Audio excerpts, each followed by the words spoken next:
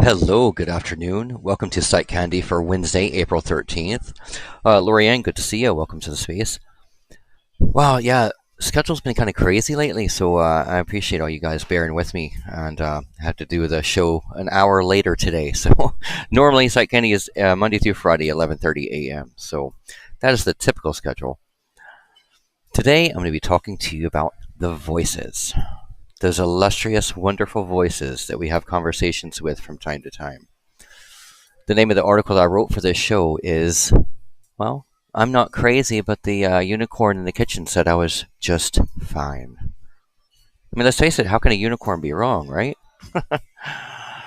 We all have voices inside our heads, commenting on our moment-to-moment experiences, the quality of our past decisions, mistakes we could have avoided, and what we should have done differently. And these voices can be really mean, make a bad situation much worse. Rather than empathize with your suffering, they criticize, disparage, kind of beat you down at every opportunity. And the voices have a familiar ring to them, convey an emotional urgency that demands our attention.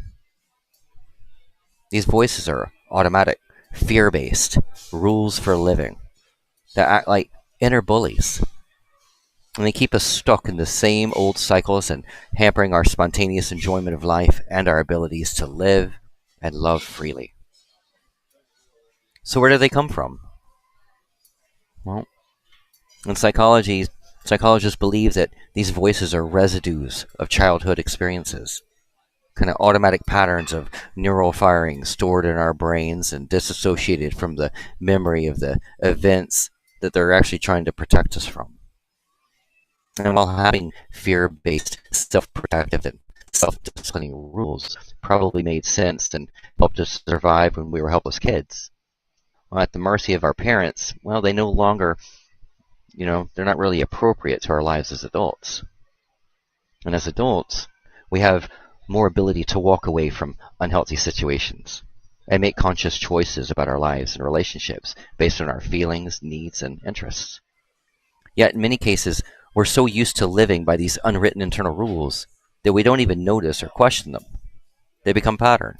They become our routine. So what happens when these voices take charge of our lives? If left unchecked, the voices in our heads will take charge. They keep us stuck in that mental and behavioral prisons of our own making. They scare us into believing that the outside world is dangerous and that we need to obey their rules for living in order to survive and avoid pain. And by following or rigidly disobeying these rules, we don't allow ourselves to adapt our responses to experiences as they naturally unfold. Our behaviors and emotional responses become more kind of a reflection of yesterday's reality than what is actually happening to us today. And we never seem to escape our dysfunctional childhoods. It's just a vicious, repetitious cycle. I want to discuss the schema therapy approach of this. And it kind of gives a really good understanding. Psychologist Jeffrey Young and his colleagues, they call this rigid rule of living and views of the world schemas. And based on our earliest experience with caregivers, schemas contain information about our own ability to survive independently, how others will treat us, the outcomes we deserve in life, and how safe or dangerous the world is. They can also get in the way of having healthy relationships in life, in your work, in your love, So let's discuss how negative schemas affect our lives and relationships. Now, it's suggested that negative schemas limit our lives and relationships in several ways. 1, we behave in ways that maintain them. 2, we interpret our experiences in ways that make them seem true, even if they really aren't. Number 3, in efforts to avoid pain, we restrict our lives so we never get to test them out. And then finally, we sometimes overcompensate and act in rigid, oppositional ways that interfere with our relationships. This brings us to a great example, which is the abandonment schema. And in this is called Diana's story. So a woman who we will call Diana has a schema of abandonment. So when she was 5 years old, her father ran off with his secretary and disappeared from her life, not returning until she was a teenager. So the pain of being abandoned was so devastating for young Diana that some part of her brain determined that she would never again allow herself to experience this amount of pain.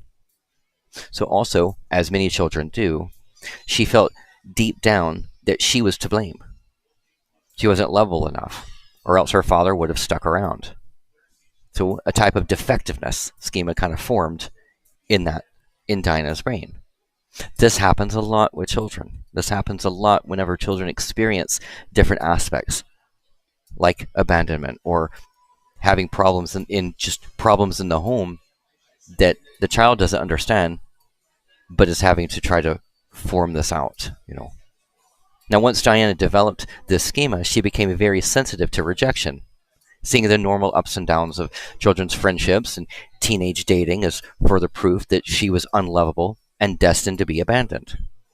She also tried desperately to cover up for her perceived inadequacies by focusing on pleasing her romantic partner, making them need her so much that they would never leave her. She felt a special commitment-phobic men, for example. So when she attracted a partner who was open and authentic, she became so controlling, insecure, and needy that, tired of not being believed or trusted, he eventually gave up on the relationship.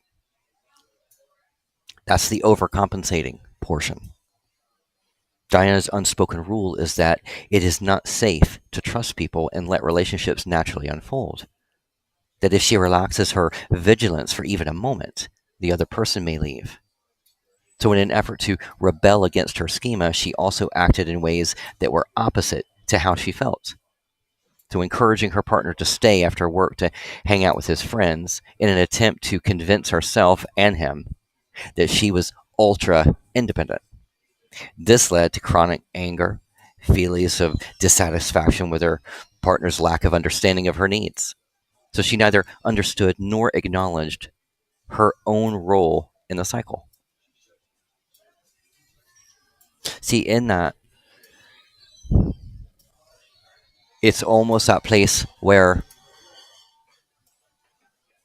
picture being in an argument or something with your partner over time, and you get to a place where you start building up different feelings, different resentments, different understandings, and you might get to that place where all of a sudden you're assuming somebody's reaction.